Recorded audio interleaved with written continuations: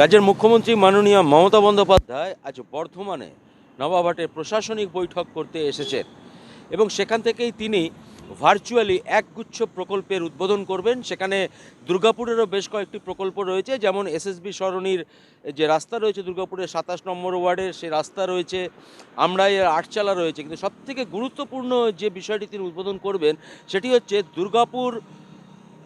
দুর্গাপুরে যে মহকুমা শাসকের যে অফিস রয়েছে, নতুন যে কার্যালয় তৈরি হয়েছে, সেই কার্যালয়েরও তিনি আজকে কিন্তু ভার্চুয়াল উদ্বোধন বর্ধমান থেকে করছেন।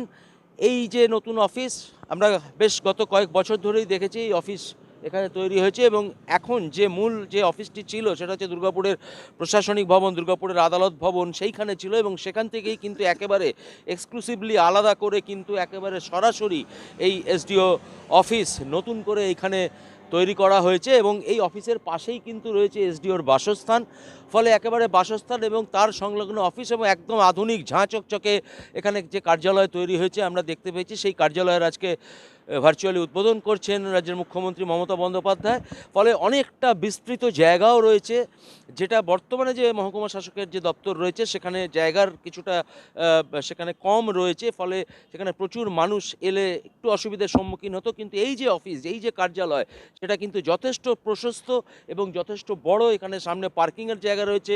ফলে এই অফিস হওয়ার ফলে মানুষের যে সুবিধা বাড়বে শহরের মানুষের, সেটা বলাই বাহুল্য।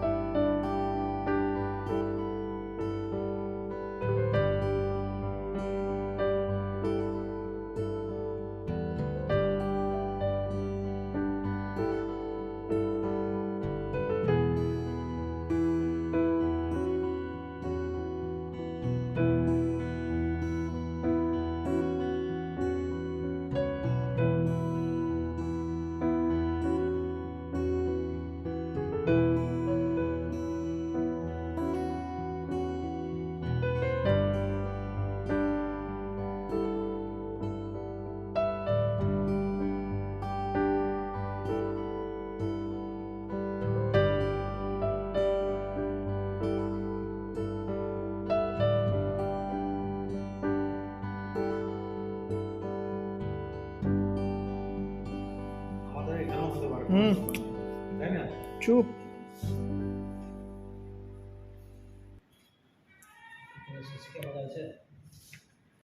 দুর্গাপুর থেকে কৌশিক বসুর রিপোর্ট, 99 নিউজ বাংলা।